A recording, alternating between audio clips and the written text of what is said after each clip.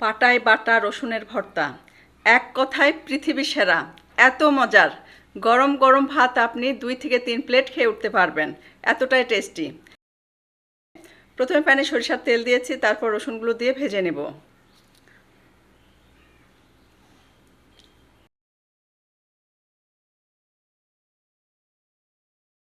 দেখতেই পাচ্ছেন হালকা কালার চলে এসেছে, ভাজা কিন্তু আমার মোটামুটি হয়ে গেছে।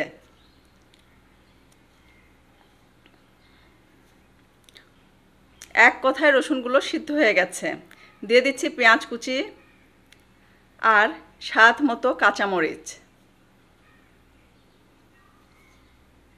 একসাথে আবারও একটু সব কিছু ভেজে নেব।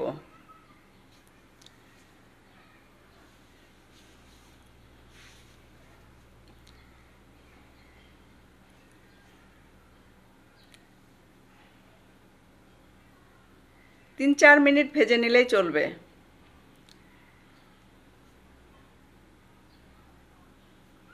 ভাজা হয়ে গেছে, নামিয়ে নেব।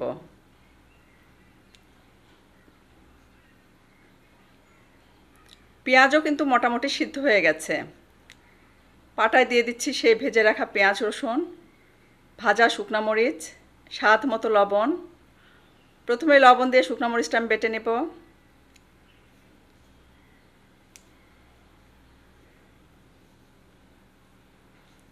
তারপর সেই কাঁচামরিচ আর পেঁয়াজ রসুন বেটে নেব। 1 থেকে 2টা বাটা দিলেই কিন্তু এটা হয়ে যায়।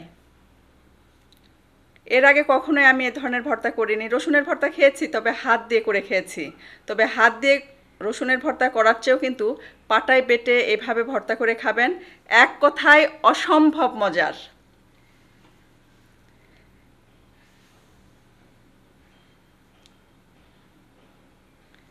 সাথে দিয়ে দিচ্ছি ধনেপাতা কুচি, কাঁচা পেঁয়াজ কুচি।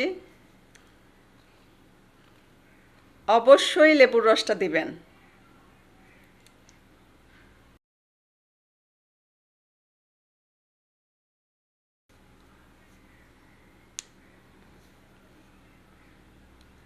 সব কিছু একসাথে খুব সুন্দর করে মাখিয়ে নেব। সাথে দিয়ে দিচ্ছি সরিষার তেল, যেটা না দিলে ভর্তা হবেই না। সরিষার তেলের পরিমাণটা একটু বেশি দিব, যাতে করে ঝালটা কম লাগে। খুব সুন্দর করে মাখিয়ে নিয়েছি। ভর্তা একদম রেডি হয়ে গেছে। গরম ভাত রেখেছি, এটা দিয়ে খাবো। পাটায় এই ভাত মাখিয়ে খাওয়াটার মজাই আলাদা। গরম ভাত নিয়েছি, সাথে নিচ্ছি লেবুর রস, পেঁয়াজ কুচি আর অল্প সরিষার তেল। সাথে নিচ্ছি কাঁচামরিচ। খুব সুন্দর করে সব কিছু মাখিয়ে নেব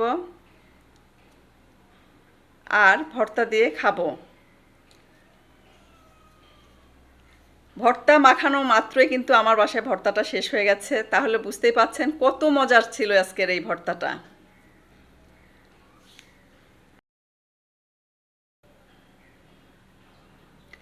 আমি আর অপেক্ষা করতে পারছিলাম না, খেতে অসম্ভব মজার ছিল।